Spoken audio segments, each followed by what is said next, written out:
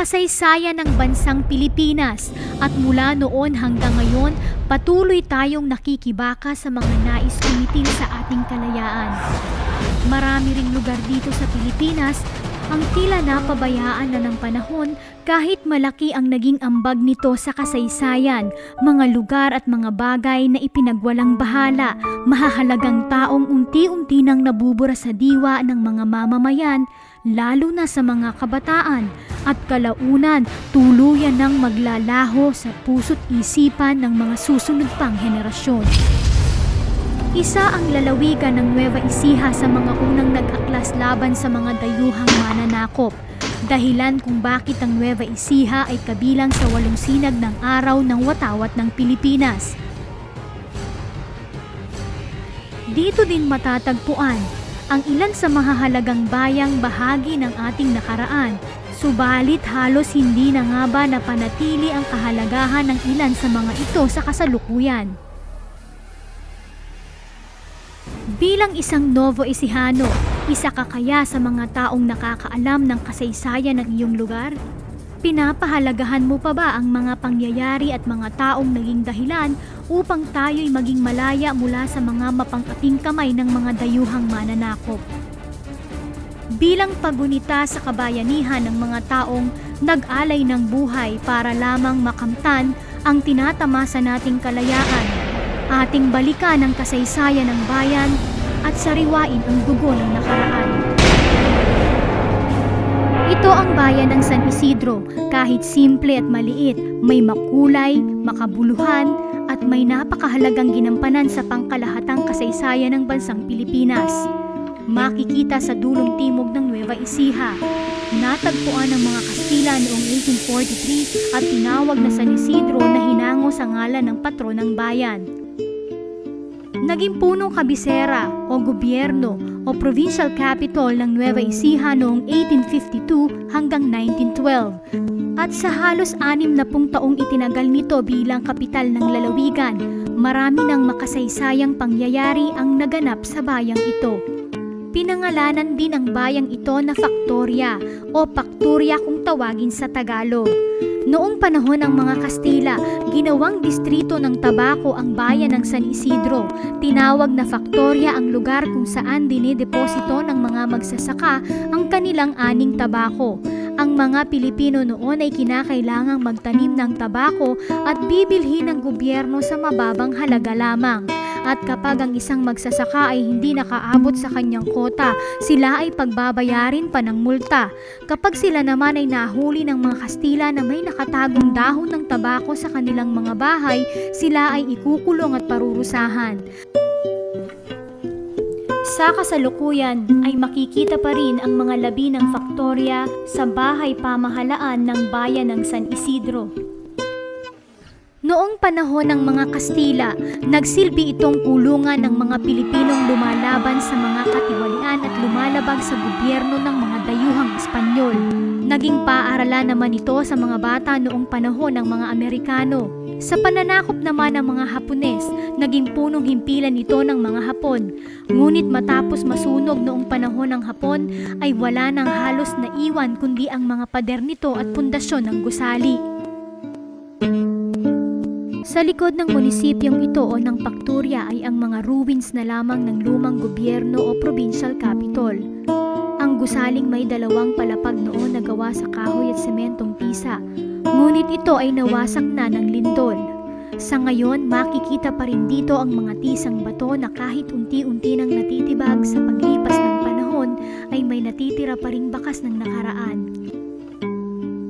Kung makapagsasalita lamang ang mga tisang ito na niyanig man ng lindol, natupok man ng apoy at daanan ng bagyo, ay masasabi pa rin nito ang mga kwento ng takot, lungkot at katapangan ng mga Pilipino, katiwalian at kalupitan naman ng mga Kastila.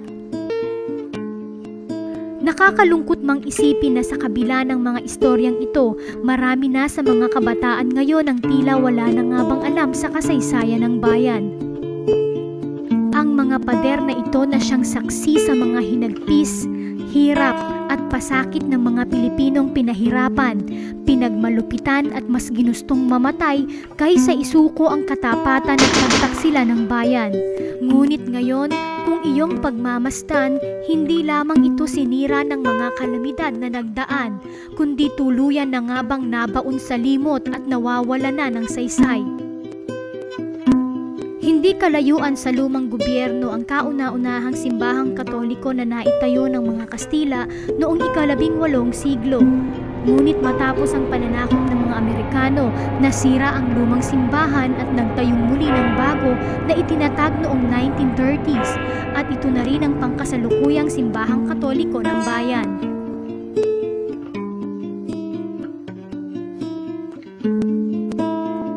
Noong panahon din ng mga Kastila taong 1890 hanggang 1898 ay may itinayong maliit na kapilya na matatagpuan sa gitna ng pampublikong sementeryo kung saan hanggang ngayon ay makikita pa din ang mga ruins nito sa orihinal niyang lugar. Kilala sa tawag na bahay ni Kapitan Pulong o Sideco House, ang pinakamakasaysayang bahay sa bayan ng San Isidro at sa lalawigan ng Nueva Ecija. Ang Sideco House ay hindi basta isang lumang bahay lamang. Sa bawat sulok, muebles at pader ng bahay na ito, mababanaan ang mga nakatagong kwento na mahalaga hindi lamang sa mga taga Nueva Ecija kundi maging sa buong bansa. March 29, 1899, inilipat ni General Emilio Aguinaldo ang kapital ng Republika ng Pilipinas sa San Isidro, Nueva Ecija mula sa Malolos, Bulacan. Nanirahan at ginawang himpilan ang Sideco House ni Aguinaldo, ang unang Pangulo ng Republika ng Pilipinas noong mga panahong umiiwas siya sa mga Amerikanong mananakop hanggang October 11, 1899. Kasama niya ang kanyang asawa at mga gabinete kung kaya't ang San Isidro ay naging kapital ng bansang Pilipinas sa loob ng mahigit 5 buwan nilang paninirahan dito at ang Sideco House naman ang naging Kapitolyo. Ang makasaysayang bahay na ito ay pag-aari ni Crispulo Sideco o mas kilala sa tawag na Kapitan Pulong. Pinangalagaan niya sila Aguinaldo sa buong panahon ng pagkakahimpil nila dito. Maraming mararangyang pagtitipon noong panahon ng mga Amerikano ang ginanap dito. Noong panahon ng pananakop ng mga Hapon, ginamit naman ang Sideco House bilang garrison.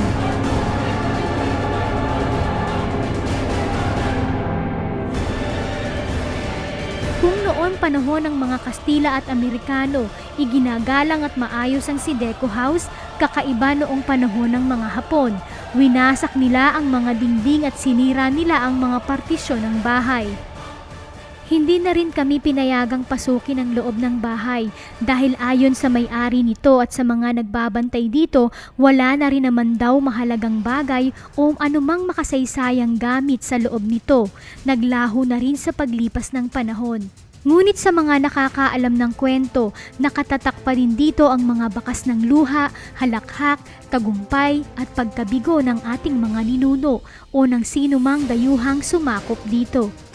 Iba't ibang panahon man ang dumaan, sana'y manatili pa rin sa kalooban ng bawat Pilipino hindi lang ang istruktura ng bahay na ito, kundi ang mahalagang ginampanan nito sa kasaysayan. Ngayon ay nasa pagmamay-ari na ito at nasa pangangalaga ni Ginoong Leo Gingon na tubong kalabasan ni Isidro Nueva Ecija. Bukod sa mga ruins at bahay pamahalaan noon na minsang namayagpag sa bayan ng San Isidro, isa rin sa mga naitatag ang paaralang Wright Institute noong 1903 hanggang 1905 sa lupang alay ni Crispulo Sideco at Eufemio Policarpio. At ang ginugol naman sa pagtatayo nito ay ang mga donasyon at abuloy na inalay ni Epifanio de los Santos at Florencio Miranda. Ang Wright Institute ay isa sa mga kauna-unahang pampublikong mataas na paaralan sa buong bansa kung saan ang mga Amerikanong guro ang mga unang nagturo dito. Nawala na ang pagiging kapital ng San Isidro nang mailipat ang Kapitolyo ng lalawigan sa Kabanatuan noong 1912. Ngunit kahit wala na dito ang provincial capital, Patuloy pa rin ang operasyon ng Wright Institute sa bayan ng San Isidro at ang pagdayo pa ng mga mag-aaral na mula pa sa iba't ibang panig ng probinsya upang mag-aral ng high school. Hanggang sa noong 1927, nakuha na rin sa bayan ng San Isidro ang Wright Institute at naging Nueva Ecija High School na inilipat sa Cabanatuan. Ang gusali ng Wright Institute noon na ngayon ay San Isidro Central School ay nagsisilbi pa ring pakinabang sa mga mag-aaral ng paaralang ito.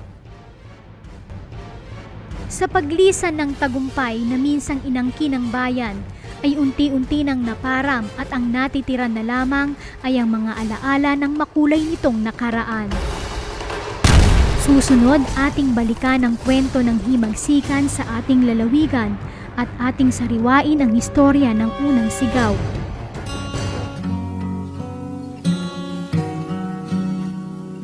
Ang aking paniniwala, mga unang Novosianos, hindi na kailangan nagpakilala. Hindi naman kailangan may pwesto. Nagsakripisyo. At nagbigyan ng karangalan, mapabilang isa sa mga sinag ng Haring Araw sa bandila ng Pilipinas. Nararamdaman natin ang kalayaang ipinaglaban ng ating mga unang Novoisiano. Tila baga sa panahon ngayon, lahat po ay sumisigaw at nagpapahayag ng kanilang damdamin. Nagmamarcha itong mga unang Novoisiano at sa pagmamarcha ito, isinigaw kalayaan ng lalawigan ng Nueva Ecija sa mga mananakop ng ating lalawigan.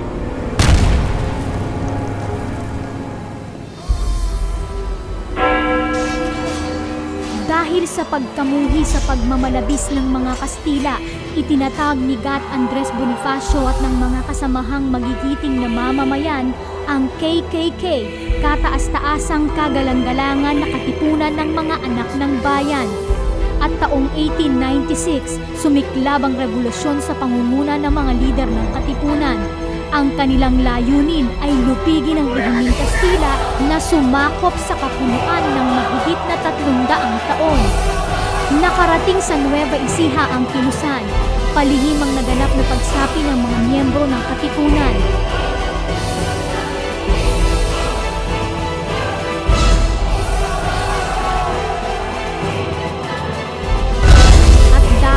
Umusbong na ring galit at namuong puot at sa maraming pagpapahirap, lalo na sa monopolyo ng tabako sa mga mamamayan, madaling naitatag ang KKK sa lalawigan ng Nueva Ecija. Ilan sa mga unang umanib ay sina Mariano Llanera, Mamerto Natividad, Pantaleon Valmonte, Marcos Manolo Ventus, Capitanio Ramos, Domingo Cecilio at marami pang iba. Sa bayan ng Cabiao, tanghali ika-2 ng Setyembre 1876, dumupikal ng agunyas ang kampana ng simbahan ng Cabiao. Badyan ang nagbabantang pagluluksa. Tinipo ng kampanang ito ang mga katipunero sa patio ng simbahan. Tumugtog ang banda ng musiko. Sumakay sa kabayo si Llanera at nagsimula nilang lisanin ang bayan ng Cabiao.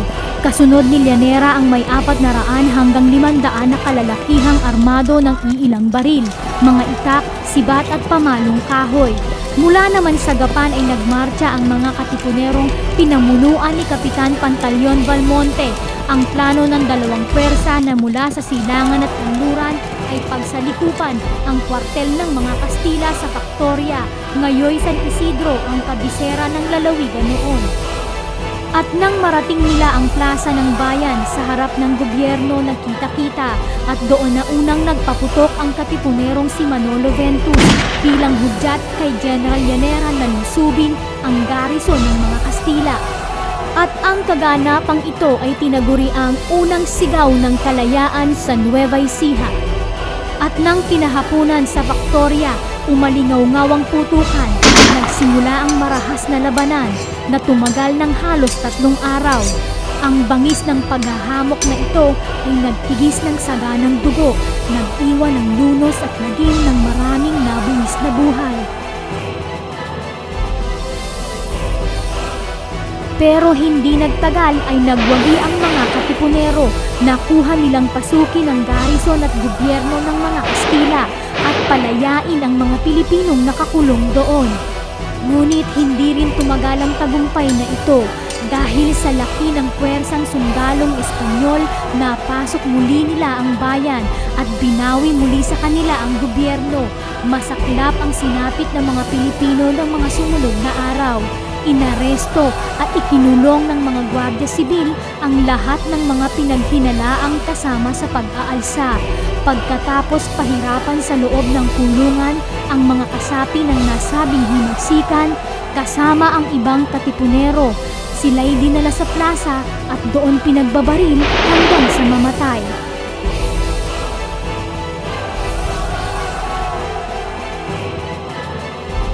Patunay lang na ang ating bayan ay marami pang mga bayaning hindi man napangalanan at kinilala ng lipunan ay may parehong karanasan at kabayanihan ding tulad ni na Andres Bonifacio at Jose Rizal. Nagpakita ng katapangan, kagitingan, kadakilaan at namatay para sa bayan. Bagamat ang diwa at bango ng Katipunan ay unti-unti nang napaparam sa kalooban ng lipunan at ang kadakilaan ng mga anak ng bayan ng panahong nagdaan ay para bang nalilimutan na rin ng sambayanan. Hindi pa rin maikakaila na ang ating kultura at bayan ay tunay ngang may magandang kasaysayan.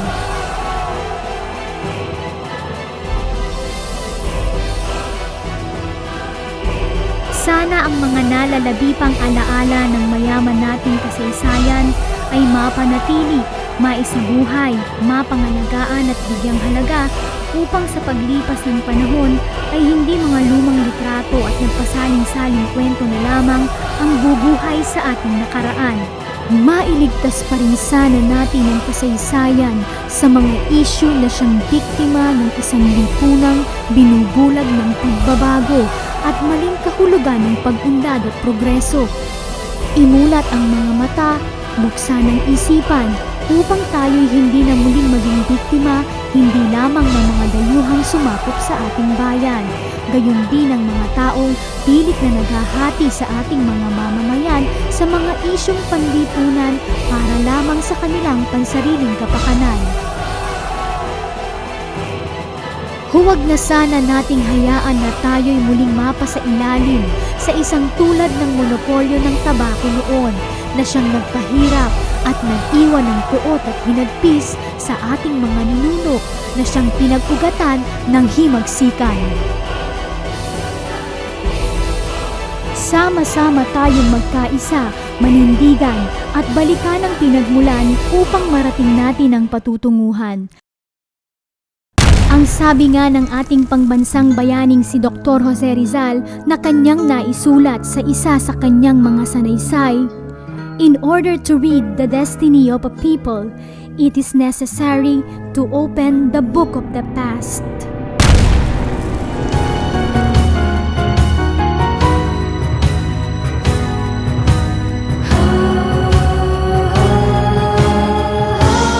Ako ay Lobo Isiano. Ako ay pinanganak sa Nueva Ecija at pamamatay na Lobo Isiano. Naniniwala ako na kailangan sama-sama. Naniniwala ako na pagkait tayong lahat, katulad ng mga musikong bumbong, ay naglakad at nagsinisigaw, Nueva Ecija, lahing Pilipino. Ang aking pupunang sigaw, kapayapaan, kasaganahan, at kapiling ang bawat isa, 5 syudad, 27 munisipalidad, lalawigan ng Nueva Ecija, ikaw ang mahal ko. Unang sigaw.